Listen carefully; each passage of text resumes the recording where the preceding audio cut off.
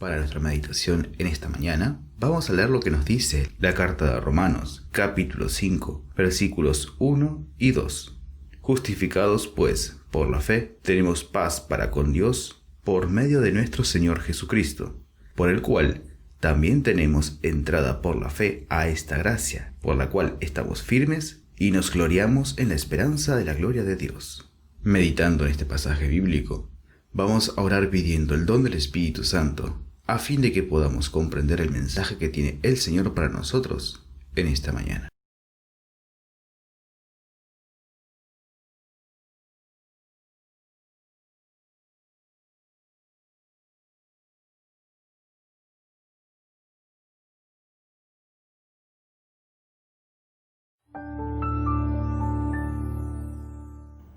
Hola y bienvenido. Cuando consideramos todos los temas de los que podríamos hablar, ¿por qué estaríamos hablando de esperanza en este momento? Vivimos en una época de pandemia, en una época de crisis, en una época en la que parece que el mundo entero se está desmoronando. ¿Por qué estaríamos hablando de esperanza? Bueno, tiene que ver con el hecho de que nosotros como adventistas estamos programados para la esperanza. ¿Ves que nuestra relación con Jesucristo nos predispone a una condición de paz? Nota lo que el apóstol Pablo escribe en Romanos capítulo 5, comenzando el versículo 1. Dice, justificados pues por la fe, tenemos paz para con Dios por medio de nuestro Señor Jesucristo.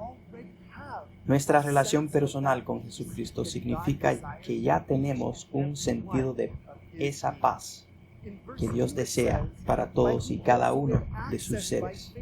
En el versículo 2 dice, por quien también tenemos acceso por fe a esta gracia en la que estamos firmes y nos regocijamos en la esperanza de la gloria de Dios. Es cierto que a nuestro alrededor las cosas parecen desmoronarse, pero para nosotros vemos esperanza en todo. Tan pronto y mientras exista la oportunidad de compartir a Jesucristo, sabemos que hay esperanza.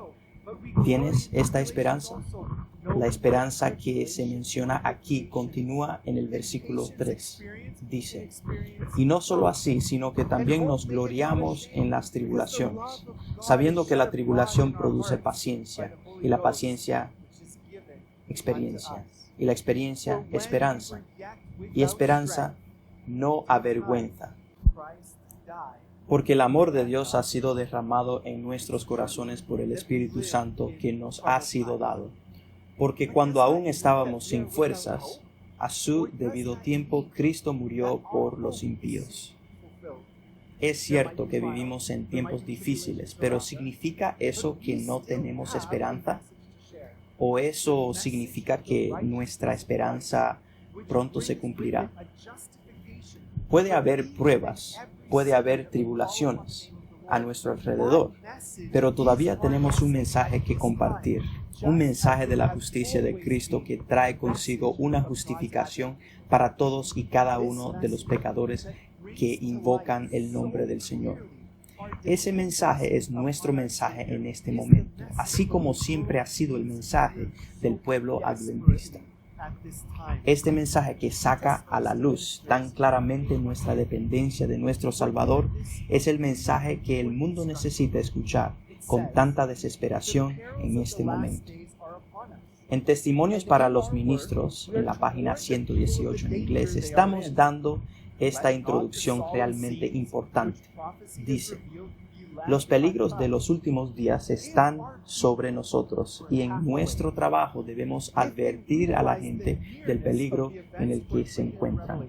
No permitas que la escena solemne que la profecía ha revelado no se modifique. Si nuestro pueblo estuviera medio despierto, si se diera cuenta de la proximidad de los eventos descritos en el Apocalipsis, se llevará a cabo una reforma en nuestras iglesias. Y muchos más creerán en el mensaje. No tenemos tiempo que perder. Dios nos llama a velar por las almas como las que deben dar cuenta. En este momento están sucediendo cosas a nuestro alrededor y la gente necesita saber cuáles son esas cosas. Pero para usted y para mí, ¿qué mensaje estamos dando realmente? Volvamos a la afirmación que continúa: promover nuevos principios y amoldarse a la verdad clara. Será como una espada que corta en ambos sentidos. Pero no está demasiado preparado para adoptar una actitud convertida. Habrá momentos en que debe permanecer quieto y ver la salvación de Dios. Dejemos que Daniel hable. Dejemos que el Apocalipsis hable y diga lo que es verdad. Pero cualquiera que sea la fase del tema que se presente, eleve a Jesús como el centro de esperanza, la raíz y la descendencia de David y la estrella brillante de la mañana. Ahora, en este momento, puede que se sienta tentado a mirar a su alrededor y ver las señales que están ocurriendo y estar tan concentrado en ellas que crea que puede asustar a la gente para que acepte la verdad presente. No funciona de esta manera. Es cierto que en este mundo ahora mismo tenemos una pandemia. En este mundo ahora mismo tenemos problemas económicos. En este mundo ahora mismo tenemos injusticias sociales. Y sin embargo, el mensaje que Dios le ha dado a su pueblo sigue siendo el mismo: compartir Jesucristo con todos los que conoces. Comparta su experiencia de lo que Cristo ha hecho por usted y las almas se convertirán. Esta es la reforma que se necesita entre nosotros como se necesita en todo el mundo.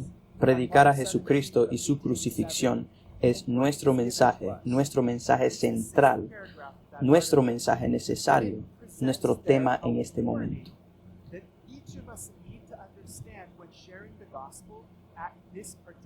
El espíritu de profecía nos da una advertencia.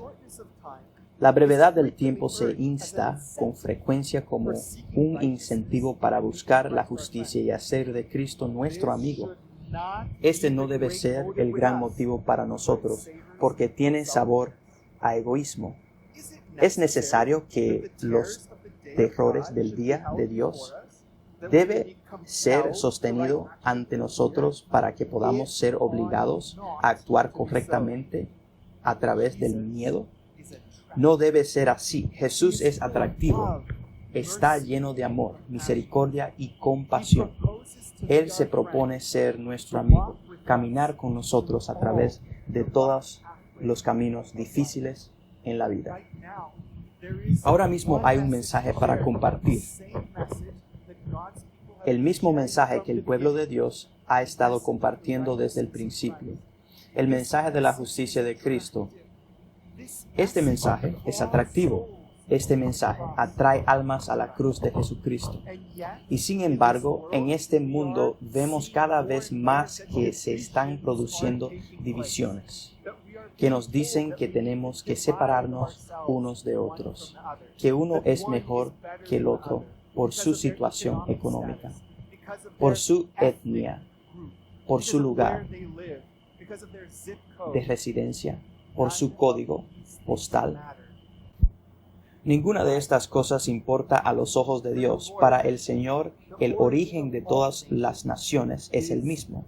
En Génesis capítulo 9, versículo 18 al 19 dice: Y los hijos de Noé que salieron del arca fueron Sem, Cam y Jafet. Y Cam es el padre de Canaán. Estos son los tres hijos de Noé, y de ellos fue toda la tierra extendida. Tenemos un ancestro común para todos nosotros. No hay nada que nos divida excepto cuando nos miramos a nosotros mismos. Es por eso que en Génesis capítulo 11, después de la experiencia en la Torre de Babel, la gente estaba dividida por la tierra como Dios había querido que estuviera. En Génesis capítulo 11, versículo 8 al 9 dice: Y el Señor los esparció desde allí sobre la faz de la tierra, y dejaron de edificar la ciudad. Por eso se le llama Babel, porque el Señor lo hizo allí. Confundió la lengua de toda la tierra, y desde allí los esparció el Señor sobre la faz de la tierra. Sus idiomas estaban divididos, pero ellos mismos aún debían entender que eran un pueblo y que Dios tenía un deseo común para todos ellos. Esa nación no tenía distinción con el Salvador. De hecho, en Romanos 1:12, el apóstol escribe: porque no hay diferencia entre judío y griego, porque el mismo Señor de todos, rico es para con todos los que le invocan. El Señor solo se preocupa por una cosa. Él está mirando para ver si has aceptado a Jesucristo como tu Señor y Salvador personal.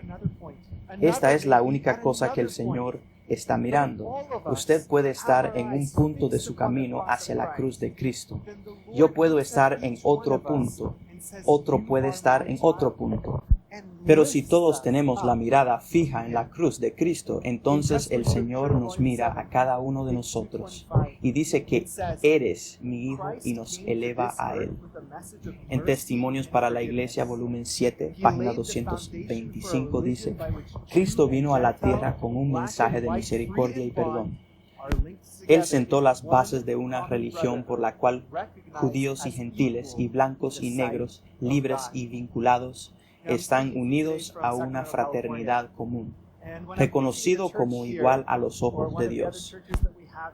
Ahora les estoy hablando hoy desde Sacramento, California, y cuando estoy predicando en la iglesia aquí o en una de las otras iglesias que tenemos en esta área, miro a la congregación y veo la mezcla de personas que están reunidas. Allí reconozco que este grupo de personas solo puede ser reunido por el Señor. Bajo cualquier otra circunstancia, probablemente nunca nos mezclaremos entre nosotros, pero miro a la congregación y veo a personas de tantos orígenes étnicos diferentes, de diferentes situaciones económicas de la vida, diferentes tipos de hogares, diferentes edades, y miro a la congregación y reconocer que solo Dios podría armar un grupo como este. Debido a que el mundo buscaría dividirnos unos de otros, me dirían que pasará menos tiempo con personas que son mayores que yo, o más jóvenes que yo, o de un entorno diferente, el mío, de un grupo familiar diferente al mío. Pero el Señor dice que los consideró a todos un solo pueblo. Donde el mundo buscará separarlos, yo los uniré. Como decía la declaración, seamos negros o blancos, libres o unidos, todos estamos unidos en esa única hermandad común. Continuando con este mismo pensamiento en el espíritu de profecía, Cristo hizo a todos uno. La Biblia declara que todos los seres humanos deben ser respetados como propiedad de Dios. Entonces, ¿qué está buscando el Señor? Si Él no está mirando estas distinciones, ¿qué está buscando realmente el Señor? En Efesios capítulo 2, comenzando en el versículo 13, el apóstol describe: pero ahora en Cristo Jesús vosotros, que alguna vez estabais lejos, habéis sido acercados por la sangre de Cristo, porque Él es nuestra paz, Él que hizo a los dos y quebrantó la pared intermedia de separación entre nosotros. El mismo Señor ha derribado las barreras que nos separarían unos de otros, no porque seamos iguales, sino porque estamos en el mismo camino, un camino hacia la cruz de Cristo. En Efesios capítulo 2, versículo 19 dice: ahora pues ya no sois extraños ni extranjeros, sino conciudadanos de los santos y de la casa de Dios. Mientras este mundo se desgarra, el pueblo de Dios tiene esperanza, una esperanza ligada a la justicia de Jesucristo. Cuando miramos a la cruz de Cristo, todos somos uno, todos los hijos de Dios, unidos por esa única esperanza común de salvación.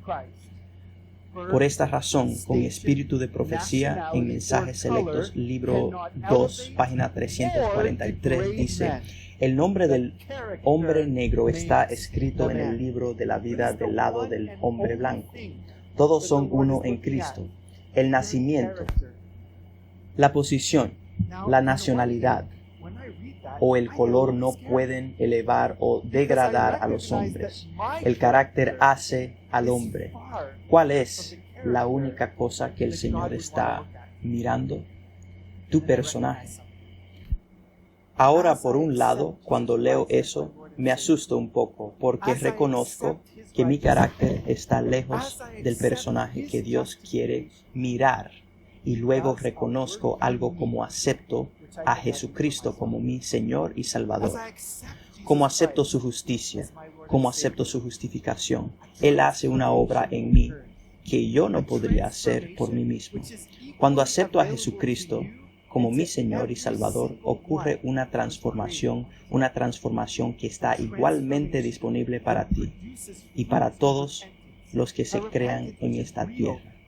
La transformación que produce fruto del arrepentimiento, un arrepentimiento que es real, que es genuino, que no es simplemente un lo siento, sino que en realidad es un alejamiento del pecado.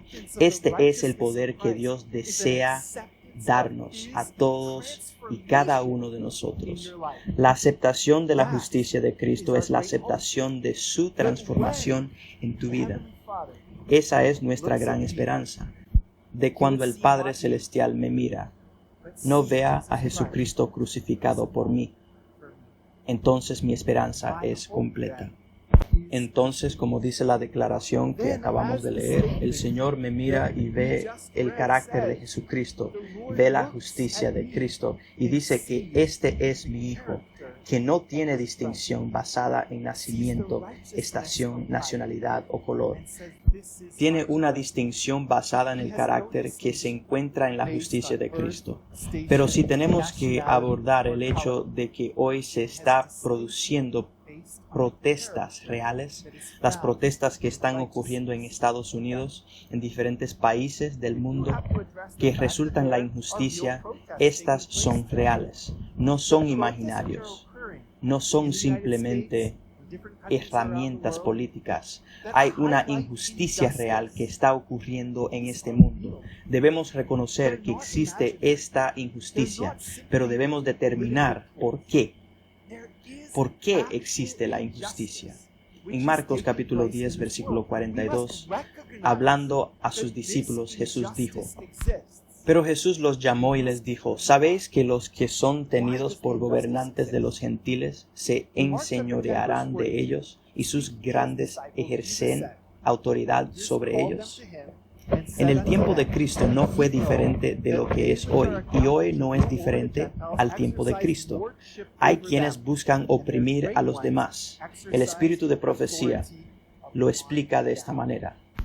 El deseado de todas las gentes, página 550, dice: en los reinos del mundo se suponía que la gente existía para el beneficio de las clases dominantes. Las clases superiores debían pensar, decidir, disfrutar y gobernar. Las clases inferiores debían obedecer y servir. Se esperaba que la gente creyera y practicara según las instrucciones de sus superiores. Este era el mundo hace 2000 años y sigue siendo el mundo de hoy. Hay quienes buscan reprimir la voluntad y la libertad de los demás. ¿Puede eso existir entre el pueblo de Dios? En Marcos capítulo 10, versículo 43 al 44, el Señor dio la instrucción: pero no será así entre vosotros. Antes, el que entre vosotros sea grande será vuestro ministro, y el que de vosotros sea el primero será siervo de todos. Con el pueblo de Dios no hay excepción de personas. El Señor nos ve a todos y cada uno de nosotros como a sus hijos, pero se supone que nadie debe ser el Señor de nadie más. Nadie debe quitarle los derechos a otra persona. Nuestra esperanza en Jesucristo, en su salvación, significa que no participamos de las injusticias que ocurren en este mundo. Piense en lo que está sucediendo en este momento. La pandemia ha exacerbado a una población que generalmente está aburrida y desempleada. La mayoría de la gente está subempleada, apenas trabaja o tiene un trabajo pero todavía tiene mucho tiempo libre. Están aburridos y no tienes que ir al pozo para conseguir tu agua. No tienes que cortar leña para el fuego. Incluso si trabajas un día completo, vuelves a casa y tienes todo este tiempo libre. Entonces tiene una población que generalmente está aburrida, generalmente desempleada. Y ahora esa población comienza a mirar y observar que en realidad está siendo oprimida y que esta opresión es real. Existe una opresión real en nuestra sociedad. Sin embargo, en su deseo de arreglar eso, su solución es a veces peor que el problema mismo y en lugar de traer libertad, traen más tipos de opresión. ¿Por qué es esto? Bueno, vean para ustedes y para mí. Nuestra aceptación de la justicia de Cristo produce dentro de nosotros frutos de arrepentimiento y frutos de carácter en los que tratamos a los demás como nos gustaría ser tratados.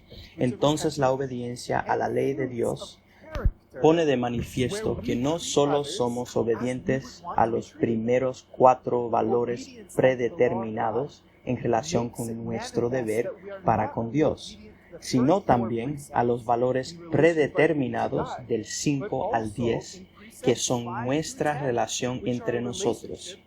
No defraudemos unos a otros, no mentirnos unos a otros, no quitarnos los unos a los otros, no oprimirnos unos a otros.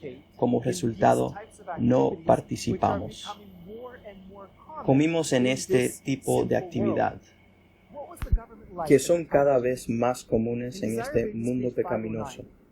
¿Cómo era el gobierno en tiempos de Jesús? En el deseado de todas las gentes, página 509, dice: el gobierno bajo el cual vivió Jesús era corrupto y opresivo. Por todos lados lloraban abusos, extorsión, intolerancia y crueldad aplastante. Sin embargo, el Salvador no intentó reformas civiles, no atacó abusos nacionales, no condenó a los enemigos nacionales. ¿Fue injusto en tiempos de Cristo? Absolutamente. Fue injusto en el tiempo de Cristo. Fue terriblemente injusto. Y sin embargo, Cristo no participó en ninguna marcha. ¿Por qué no? ¿Por qué no? Si hubo esta injusticia, ¿qué estaba haciendo Jesús con respecto a esta injusticia? Sigamos leyendo. Él no interfirió con la autoridad o la administración de los que estaban en el poder. El que fue nuestro ejemplo se mantuvo alejado de los gobiernos terrenales, no porque fuera indiferente a los males de los hombres, sino porque el remedio no residía simplemente en medidas humanas y externas. Para ser eficaz, la cura debe llegar a los hombres individualmente y debe regenerar el corazón. ¿Existe opresión sistemática en nuestro mundo de hoy? ¿Existe racismo sistemático en nuestro mundo de hoy? Ahí está. Es el resultado de individuos que se han separado de la justicia que Cristo tendría para ellos. Recuerde que la justicia de Cristo produce fruto y ese fruto es la obediencia a los mandamientos de Dios, y los mandamientos de Dios no permiten que nos oprimamos unos a otros. De hecho, alguien que se ha sometido completamente a la vida de Cristo nunca se aprovechará de otra persona. Entonces, ¿por qué tenemos estos problemas entre nosotros? ¿Creemos que una política estatal va a solucionar esto? Ninguna política del Estado, ninguna política del gobierno, a ningún nivel va a poder solucionar estos problemas. ¿Por qué? Porque como hemos leído aquí, estos son problemas del corazón. Deben tratarse individualmente. En este momento sus amigos, sus vecinos, sus colegas, sus compañeros de clase, su familia están esperando escuchar la solución al problema, y esa solución es la justicia de Cristo Jesús. ¿Sabes por qué existe el racismo? Existe porque nos hemos separado de esos ideales que Dios tendría para su pueblo.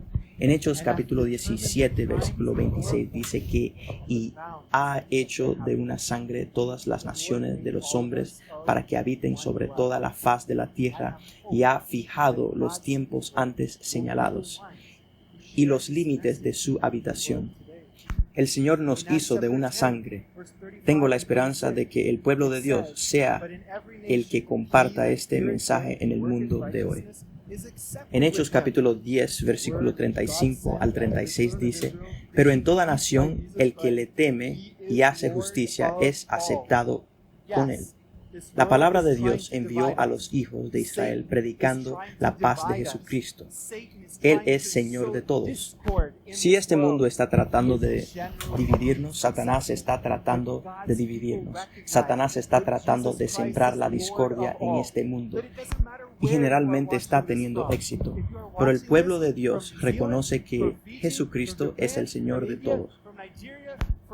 Que no importa desde dónde estés viendo esto, si lo estás viendo desde Nueva Zelanda, desde Fiji, desde Japón, desde India, desde Nigeria, desde Brasil, desde México, desde cualquier lugar, mismo Señor de todos. En Génesis capítulo 3, versículo 20, justo al comienzo en las Escrituras se nos dice, llamó a Adán al nombre de su esposa Eva, porque ella era la madre de todas los vivientes. Entonces solo hay una raza, solo existe la raza humana. Nunca podemos permitir que el enemigo de las almas nos separe de esta gran verdad de que todos somos uno y es el deseo de Dios que todos sus hijos se unan en justicia. Este mundo no tendrá paz sin Jesucristo. No habrá paz. No habrá transformación porque no habrá regeneración del corazón sin Jesucristo. Usted preguntó por qué tenemos esperanza. Tenemos esperanza porque tenemos a Cristo. En Mensajes Selectos, primer volumen, página 259, dice, la razón de toda división, discordia y diferencia se encuentra en la separación de Cristo. Cristo es el centro al que todos deben ser atraídos, porque cuanto más nos acercamos al centro, más nos acercamos. Se unirá en el sentimiento, en el simpatía, en el amor, creciendo en el carácter y la imagen de Jesús. Con Dios no hay respeto a personas. La esperanza de Dios es lo que brota de cada adventista. Hemos experimentado esa esperanza porque hemos recibido la justificación de Dios que ha traído consigo su paz y nos ha dado la esperanza de que aunque todas estas cosas suceden a nuestro alrededor, nuestra esperanza se cumplirá. Y el apóstol Pablo le deja claro en 2 de Timoteo capítulo 1, versículo 12. Dice que habría tribulaciones, pero no te preocupes. ¿Por qué es eso? ¿Por qué no me debo preocupar? 2 de Timoteo capítulo 1, versículo 12. Por lo cual también padezco estas cosas, sin embargo no me avergüenzo porque sé a quién he creído. Y estoy seguro de que puede guardar lo que le he encomendado para ese día. Esa promesa que Dios da a través del apóstol es una promesa disponible para usted este día si aceptare la justicia de Cristo. Si comprometes los caminos del Señor para que sean sus caminos, entonces esta promesa es suya. Él te guardará hasta ese día. La pandemia, la crisis social, la crisis económica, nadie podrá sacarte de esa gran verdad que has recibido y has sido partícipe de la justicia de Jesucristo. Dios tenía un plan para ti y ese plan está lleno de esperanza.